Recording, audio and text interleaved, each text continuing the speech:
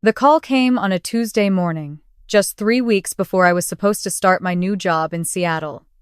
I had been planning that move for 2 years. 2 years of saving, 2 years of quietly building something for myself while everything around me quietly fell apart. I had accepted the offer, signed the lease on a small apartment near Pike Place Market, and told exactly 2 people, my best friend and my therapist. Not my family. I had learned a long time ago that telling my family anything good was just handing them something to take away from me.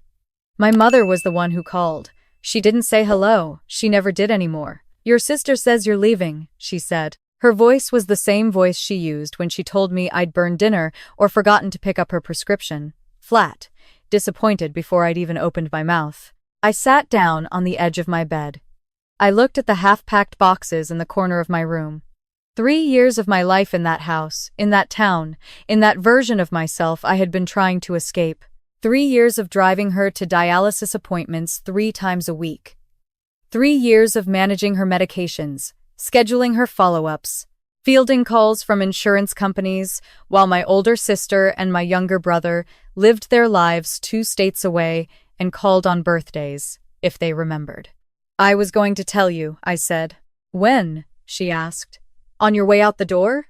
I didn't answer that. There wasn't an answer that would have satisfied her. There never was. What I didn't know, what I had completely forgotten, actually, tucked somewhere in the back of my mind under 3 years of exhaustion and grief, and the particular kind of loneliness that comes from loving someone who treats love like a transaction, was that 18 months earlier, my mother had signed a document, a quitclaim deed. Her attorney had drawn it up. She had signed it at the kitchen table on a Sunday afternoon, and I had co-signed as the grantee, without fully understanding what it meant at the time, because she had told me it was for taxes. "Just a formality," she had said, sliding the papers across the table. "My accountant says it'll help with the estate. You're the one here, so it makes more sense for it to go in your name. It's still my house. Nothing changes." I had signed. Because I was tired. Because she was my mother. Because I trusted her when she said nothing would change. I should have known better. In my family, nothing ever stayed the same once someone decided it needed to change. The only question was who would decide first. I need to back up, because you need to understand what those 3 years actually looked like. Not the version my sister tells at family dinners, the one where I chose to stay, where I wanted to be the caretaker, where I was apparently living rent-free in some kind of comfortable arrangement, while she and my brother sacrificed by staying away. That version. I need you to forget that one. The real version starts when I was 26 years old, with a job offer from a marketing firm in Chicago, a 1-bedroom apartment lined up, and a suitcase I had already started filling. My mother had been diagnosed with kidney disease 8 months before. She was managing it, her doctors said. She was stable. Her prognosis was cautious but not alarming. Then she had a bad episode. Then there was a hospitalization. Then her primary care doctor sat me down, not my sister, not my brother, me, because I was the one in the waiting room, and explained that she needed consistent support at home. Someone to track her fluid intake, someone to be there when she was too fatigued to drive herself. Someone to make sure she was actually taking her medications and not skipping doses because she felt fine that day. I called my sister first. She had 2 kids, she said. She couldn't uproot her family. I called my brother. He was in the middle of a career transition, he said. It wasn't a good time. So I called the firm in Chicago and told them I needed to defer. They were understanding. They said they hoped my mother recovered quickly. I thanked them and hung up and cried in my car in the parking lot of the dialysis center for about 15 minutes, and then I went back inside because visiting hours were almost over. I gave up the Chicago job. I gave up the apartment. I moved back into my childhood bedroom with the lavender walls I had never been allowed to repaint, and I became, for all practical purposes, my mother's primary caregiver, household manager, insurance liaison, prescription coordinator, and emotional support system. I did not receive a salary. I did not receive acknowledgement. What I received, approximately twice a year, was a phone call from my sister asking how things were going in a tone of voice that made it clear she did not actually want to know. My brother called even less. He sent a fruit basket one Christmas. A fruit basket? My mother, for her part, was not an easy patient. She was not the kind of sick person who becomes soft and grateful. She was the kind who became sharper, more critical, more demanding, more certain that every small inconvenience in her life was somehow connected to a failure on my part. I was making her meals wrong. I was scheduling appointments at inconvenient times. I was spending too much time in my room when I should have been available. I loved her. I genuinely loved her, through all of it.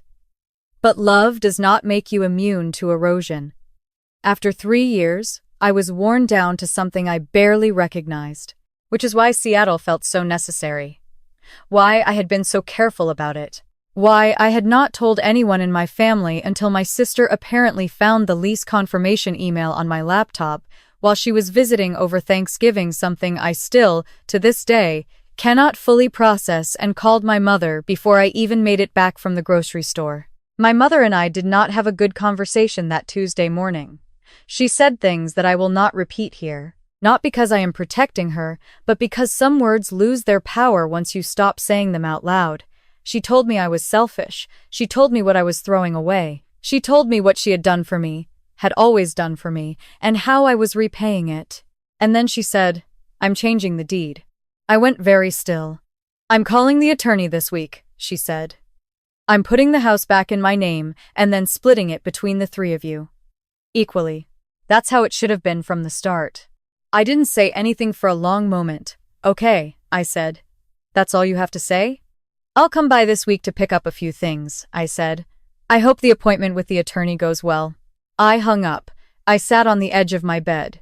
And then I did something I had not done in 3 years. I called a lawyer. Not my mother's attorney, who had drawn up the original deed, and who had, at my mother's request, kept me largely in the dark about the details.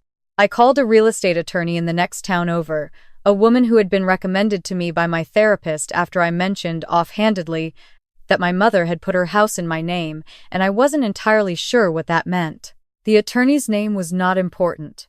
What she told me was, "A quitclaim deed," she explained, "is a legal transfer of property ownership.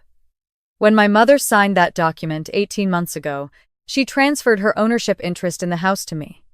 The house, as of that signing, was no longer legally hers. It was mine." "She can't just change it back?" I asked. "Not unilaterally," she said. "She would need your signature to transfer the property to anyone else. You are the owner of record. She retained a life estate, the right to live there until her death, but the underlying ownership belongs to you." I stared at my wall for a long time after that call. Here is the thing about information like that. It doesn't feel like power at first. It feels like weight. It feels like a responsibility you didn't ask for, and a complication you don't know what to do with. I sat with it for 3 days.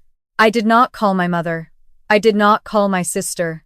I finished packing my boxes and I kept my appointment with the moving company, and I drove past the dialysis center one afternoon and sat in the parking lot and thought about every single Tuesday and Thursday and Saturday morning for 3 years. Then I called my mother and told her I'd like to come over and talk. She seemed pleased by this. Her voice had shifted back to something warmer. She probably thought I was coming to apologize, to back down, to fold the way I had always folded. My sister's car was in the driveway when I arrived. That was not a coincidence. My mother was in her chair in the living room. My sister was on the couch. The TV was on, but muted.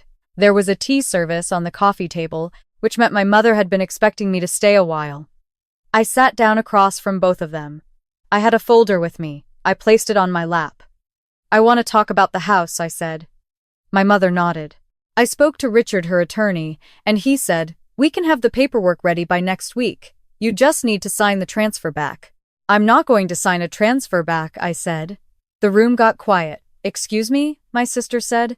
"The house is mine," I said. "Legally. I own it. I've spoken to an attorney, and I understand the deed fully now." I opened the folder and laid a copy of the quitclaim deed on the coffee table. Mom transferred full ownership to me 18 months ago. She retained a life estate, which means she has the right to live here for the rest of her life. I am not taking that from her. But the house belongs to me, and I won't be signing anything that changes that. My mother looked at the document. She looked at it the way people look at things they thought they understood and suddenly don't. That's not what that document means, she said. Richard said it was just for the estate planning. Richard may have explained it differently than it reads, I said. I'd encourage you to have him walk you through it again. My sister stood up. She was the kind of person who stood up when she was angry. Like the additional height would help. You cannot be serious right now.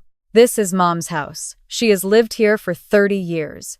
You're going to sit there and— I'm not taking the house, I said, and I kept my voice very even.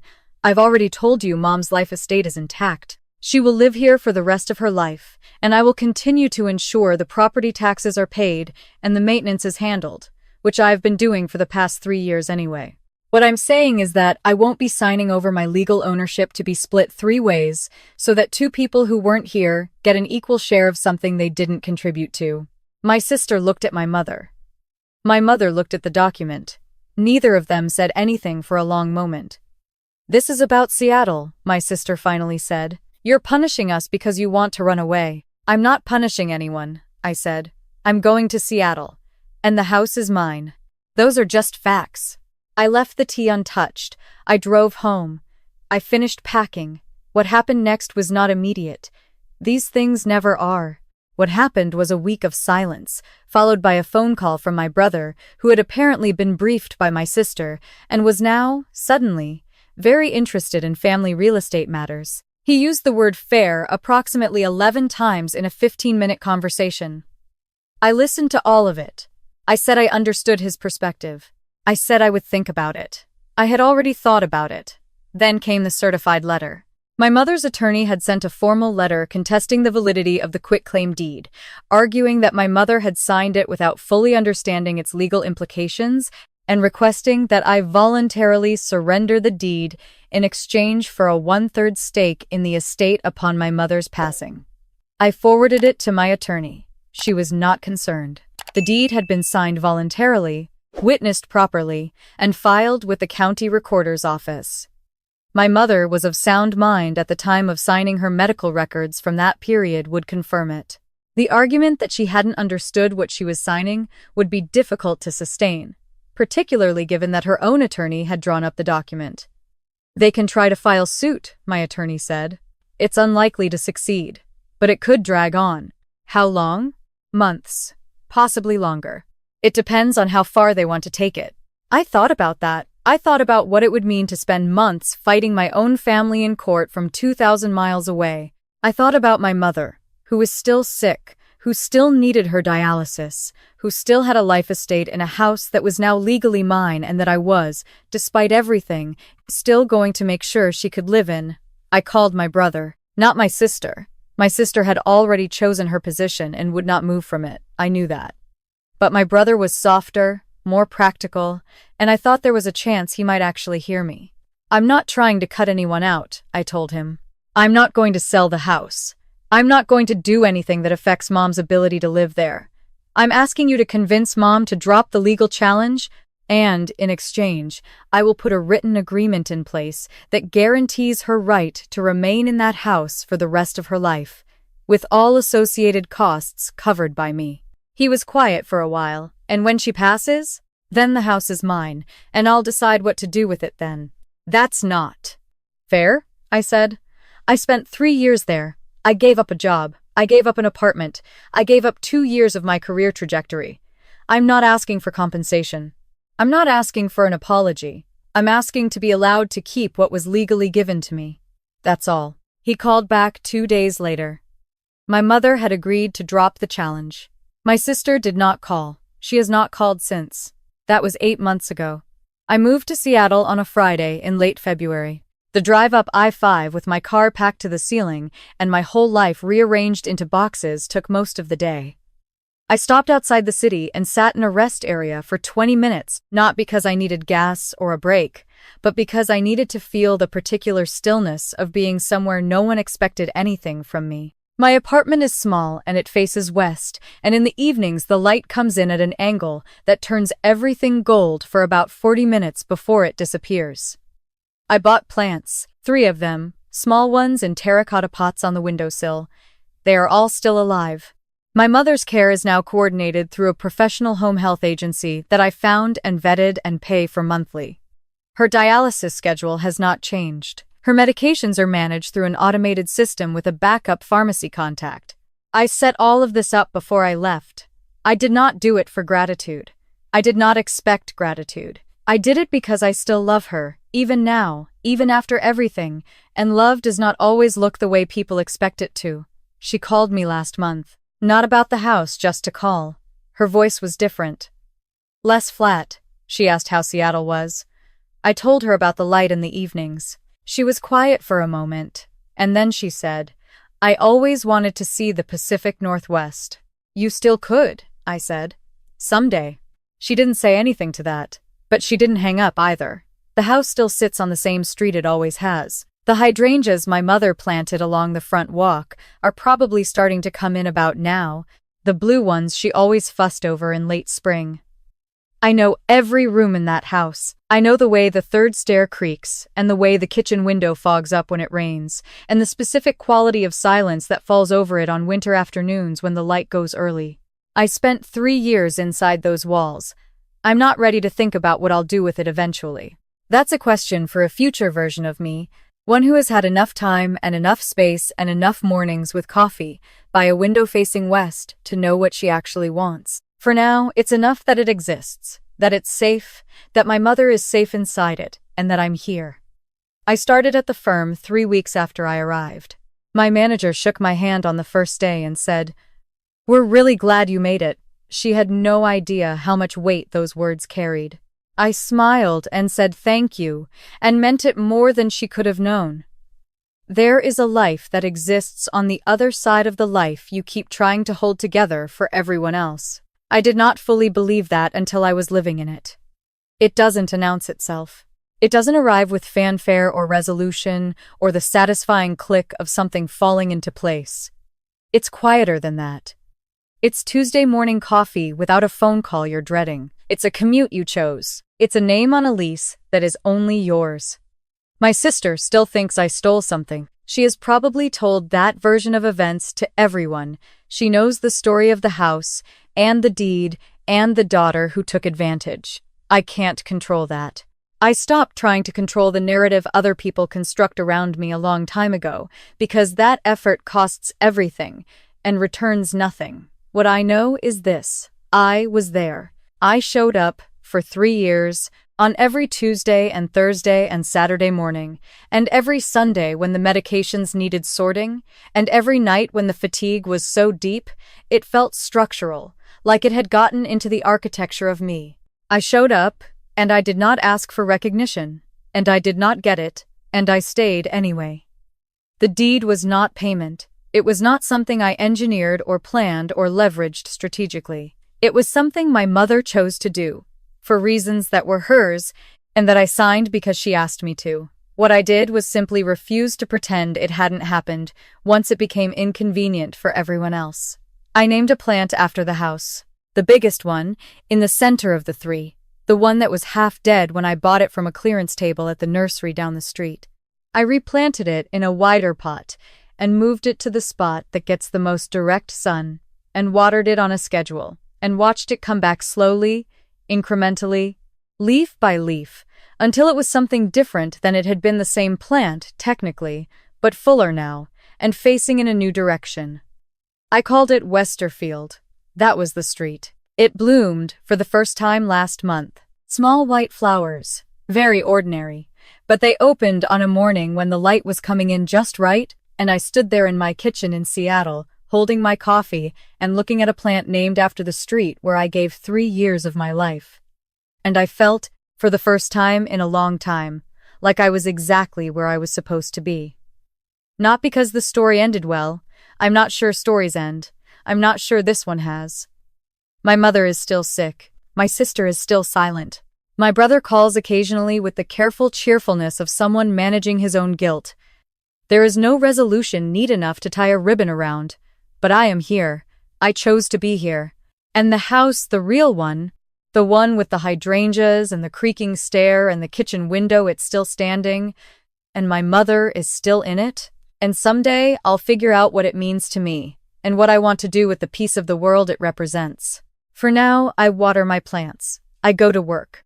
I watch the light come in from the west and turn everything gold for 40 minutes each evening.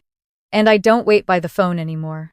If you've ever been the one who stayed, the one who showed up while everyone else found reasons not to, then you already know that the hardest part isn't the sacrifice itself. It's the moment you realize the sacrifice was never going to be enough. That the bar was always moving, that the gratitude was always conditional, that love in some families comes with a bill that gets larger the more you pay it.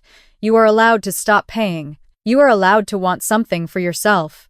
You are allowed to walk out of a house, even one with your name on the deed, and build a life somewhere the windows face west.